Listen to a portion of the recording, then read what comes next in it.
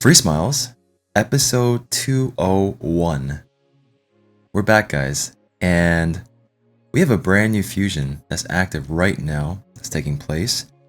But, well, it is a late evening right now for me, and by the time you guys are watching this event will be active, and I kind of wish I guess I wasn't able to put out a video today, well, I guess the day before for this particular video, but a lot of times people, as soon as they see the dragon event here, or whatever tournament's going on that aligns with the dungeon divers, they just go for this immediately. And I intentionally did not really touch this because the amount of energy that I'm gonna be putting into this, I can line it up so that it can go with the dungeon divers too.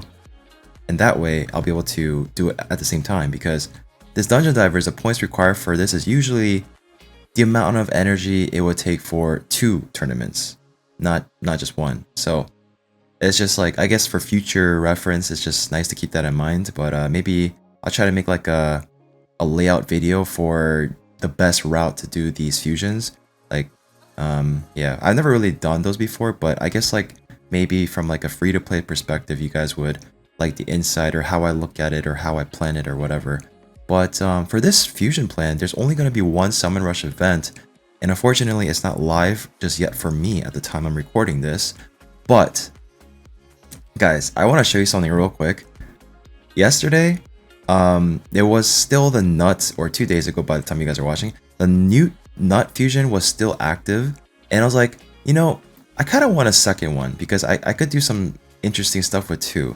Right, so I decided to I was sitting on like 184 shards, ancient shards at the time, and I'm like, you know, I'll just yeet one and see what happens, right? And of course I wasn't recording, and that one shard I yeeted, as you can see right here, boom, we got 1 shard in a dream. We got a Mortar Macabre, guys. I couldn't believe it. Like, it was 1 ancient shard, and I don't think I was anywhere near the Mercy either. So I just couldn't believe it. We got a Mortar Macabre. And Mortar Macabre, I mean, this champion is really scary in Arena, particularly because when you attack this guy, he has a peril, right? It's really, really scary. So basically when he's hit, he has a chance to unlock peril for a turn. And with peril, it's so strong that it just shreds anybody. Like, it just completely shreds because it ignores the shield, ignores block damage, buffs, as well as the defense, and it's just straight annihilation, right? Of course, you want to build them with decent damage and whatnot, but I mean, in the past, there was compositions where you could, well, I guess defense-wise, he would always be on defense in most teams. Nowadays, it's Marish Kataras, but even on like offense, like you could use 2 of them in cheese and beat any composition, but I don't know. It's still cool to pull the Mortar Macabre. I was really happy about it because, it's not something I had on this account before. So I was pretty happy with it. And I was like, I'm feeling it a little more. So, and then I started to hit the record button. And I summoned some more of my ancient shards. Unfortunately, I wasn't able to get anything. So I opened like maybe like 14 more shards. And I was like, okay, whatever, forget it. It wasn't happening. So I stopped so I can save the rest. And yeah, so for the Summon Rush that's taking place by the time you guys are watching, usually the best route to go is going to be the Sacred Shards, because around like, I think around 7 or more than that is usually how much it takes to, maybe it was like 8 or 9. I have to go back and check, but each of them give you 500 points, right? You have to use the shards to be able to get points off of the Summon Rush, whereas the champ chases by champions that you pull or get from the runs, or I guess fragment summons. That would be the case. But for the Summon Rush, you have to open the shards to get the points, right? So it's different. Yeah, so Sacred Shards is usually the way to go. Ancient Shards is not ideal for Summon Rush because you just get 20 points per for each Ancient Shard you pull, which is not much at all. But I think I'm gonna plan to pull my my 4 voice shards for the event. Unfortunately, I guess I will record it on my phone, but I won't be able to put out a video immediately because I will be on the cruise tomorrow. I guess, again, by the time you guys are watching it today, I'll be on a cruise. So yeah, I won't be able to show you guys immediately, but I'm hoping to get there's gonna be a 10x for what's his face? There's a brand new, this guy, Vitreous, who's pretty cool. Like, he looks like he's made for arena. Like, he's got a lot of nice abilities here that just screams arena, but I'm hearing that his multiplier is not very good. Like, very, very, very low. So maybe they will buff him. I don't know, or I don't know, we'll see. But his multipliers apparently is super, super, super low, even though his base attack is super high, and his abilities here are super, like, it looks like he'll smack, right? But I mean, I think it'd still be cool to pull him, but what I really want out of this 10x event that's taking place tomorrow is going to be a Crizia. Now, this is going to be an absolute game changer for me if I can get her, because Hydra boss, right? Even, I mean, like, any boss is in the game. She's just incredible. She does so much damage, and the steel turn meter here, even amazing for like Fire Knights, or, you know, it's just really, really powerful ability here. But mainly I just want her for the Hydra boss. So hopefully I can get her from four void shards. We'll see what happens. But whatever is remaining, I'll just use sacred shards, I guess. And this, okay, so getting to the meat and potatoes, this fusion. Is this fusion worth it? I'm clearly going for it. Like I've been saying, I'm going to be summoning my shards and whatnot for the points. Yes, I think this champion is definitely worth going for. Why? Because this champion is unique. Now, there's going to be other champions that come into the game that have the Enfeeble, which is the brand new ability here. And basically what Enfeeble means is, once you place Enfeeble debuff on a target enemy, that target enemy can only weak land against you, right? So really, really, really powerful. The only other, I guess, like, instance we've seen Enfeeble in the game was Shogun. Shogun has the Enfeeble, but yeah, Bambus has the Enfeeble placement here. But I think this champion is really unique. His kit is definitely unique enough to say you should all go for it. I encourage you, you should definitely go for it, because I think it's better to have something unique and then later down the line find use of it, because there's going to be more content that comes in the game, and every time there's a really unique champion that's in the game, you're going to like later down the line, he's gonna become really valuable, right?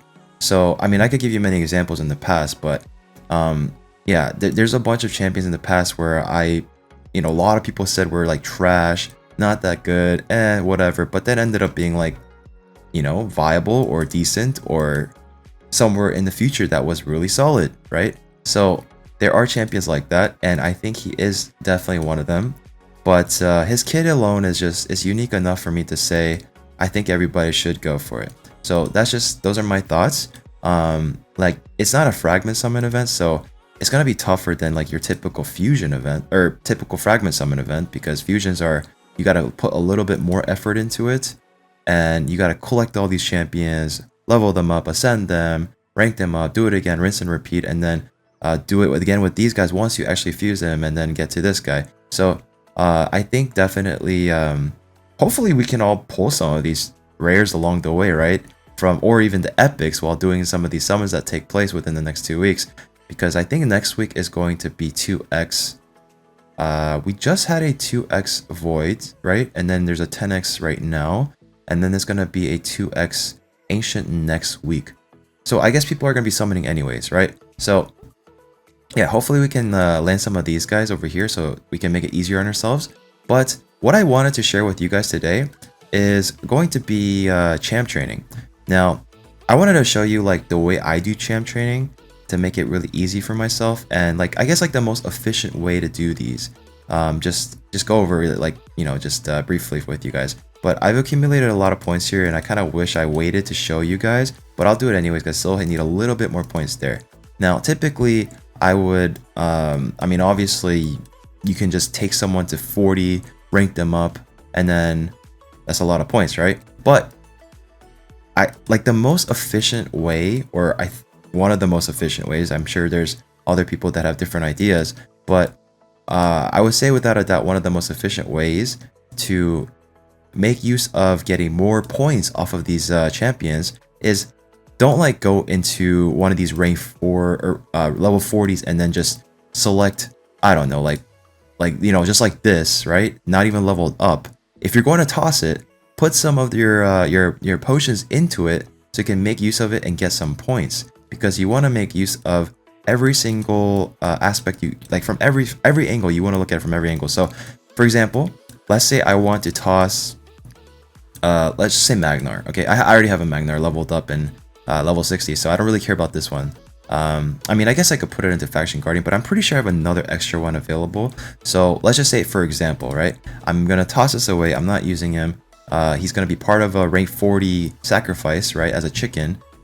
I'm gonna put 4 brews into it. Now when you do that, it's gonna go straight to 21. Now I would say if you're doing through the campaign 12-3 brutal, then you would do about, I think it's about 6 or 7 runs, and you'll take your team of 3 level rank team of 3 4 stars, and they'll get to 19, right? They'll get to level 19, I think by the 6th or 7th run you do, and then at that point I would stop and just leave it there. But if you're using brews, we're talking strictly brews right now, 4 brews into a 4-star, it'll go to 21, you stop. And then if you're doing 3 stars, you can do 1, 2, I mean, you could probably just do 1 and just call it a day here. But if you're doing if you're doing like, because you want to make use of these points too, if you're doing campaign, then you would do like a couple runs with 12-3 brutal, and just level it up a little bit so you can get some value out of it, and that's pretty much it. And then you would use it as a chicken. Now when it comes to the 2 stars, you could argue you can do some runs or put a brew into it, but I don't really care for it much because I get so many off of my mystery stars anyways. So I'm just talking strictly 3 stars, 4 stars, 5 stars, and 6 stars. So once again, 3 stars, you could put a brew or 2 into it. That's up to you. I usually just put 1 brew in it and I just stop it there. And then at 4 stars, I would put in 4 brews, right? Put in 4 brews, and let me I might get a notification from Skype real quick, so let me turn that off.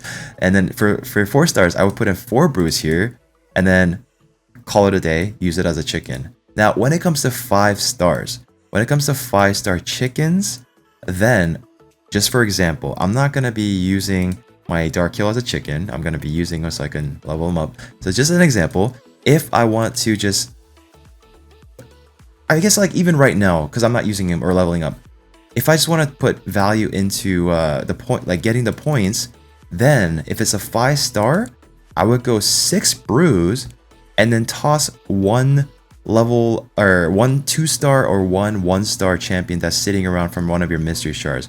I wouldn't do this because, you know, you don't want to toss this because that's a waste of resource, valuable resource. But when it comes to a 1-star or 2-star, once you put that one into here as a slot, it'll go straight to 25 here. That extra bar, it'll fill up. So let me just give you a better example so I can show you. So I'll summon whatever's there and then go back to the Dark Hill, right? So 6 brews and 1 1-star champion, 25. Stop. That's where I would stop. Now, when it comes to the campaign, you could do the same thing with 3 5-stars. Just do your 12-3 run for brutal, and then I would take it to, I would take it to 24-25. I don't remember exactly what the count is, but today I wanted to just focus on the brews because that's what I was mainly doing. But yeah, so 6 brews and 1 chicken, 1-star chicken, it'll go to 25 and you're good. And you could just stop it there. And I guess I'll just do it anyways right now because I still need the points for the champ training. So done, right? Whether you want to use this as a chicken, not this champion, your random 5-star as a chicken, take it to the 25 and then dump it as a chicken for ranking up your 5 stars. So that's where I would go. Now, when it comes to the 6 stars, 6 stars is going to be, do I have an example I can use here? Oh, I don't think I do. Okay, I don't think I do. Maybe I could actually rank this guy, or maybe I can... can I do that? I actually could, because I'm not using this Shatter Bone. So, just as an example, I could show you. But that might put me like way over the top of the champ training points, because I'm not trying to overextend or use my resource, unless this right here is decent. An epic book? Okay, I might stop here. So, when it comes to the 6-star level 1, I believe it is 7 brews, and then you stop. I think that'll take it to 26, I believe, with 7 brews. So just like that's kind of like around the area I would go if you want to just make use of getting more points. But obviously, if you take something to the 6 stars, you're probably planning on leveling up all the way anyways eventually, or through Mino. But just temporarily, if you're sitting on a bunch of 6 stars, then that's the route I would go with the brews. So yeah, that's kind of how I do these champ training events to make like the most efficient use of my resource, or how I think of it anyways. And that's just something I wanted to share with you guys today. But yeah, I hope you guys enjoyed this video. It's gonna be a quick one, kind of. I guess we're 17 minutes in, but I just wanted to mainly just talk to you guys about the fusion. Oh, another voice shard. The brand new champion that I got off of the one Eat ancient shard that I did, and yeah, and then talk to you about like the fusion plans, and then like I guess the champ training on how to do it most efficiently for you guys. So yeah, hope you guys enjoy the rest of your weekend. Hope you guys have a great summon session and get that Acrizia if you're going for it, get that new guy if you're going for it, or even go for some of the heavy nukers that's part of the 10x like Trunda, the Hefrak, or even if you land an epic, maybe you can get a Magnar, who's an incredible nuker for an epic champion. Really amazing. So yeah, I hope you guys land these champions. If you guys are, I mean, I guess most of you are going to be summoning if you're going to go for the fusion, right? So yeah, good luck guys. Good luck. So thank you so much for watching. Hope you guys enjoy the rest of your day once again. And I appreciate you guys so much for everything, all the love and support. And if you want to continue supporting my channel, if you guys enjoy my videos, make sure to subscribe. Make sure to drop a like on this video because it helps out immensely. Drop a comment down below. That'll help out as well. And I will see you all in the next video.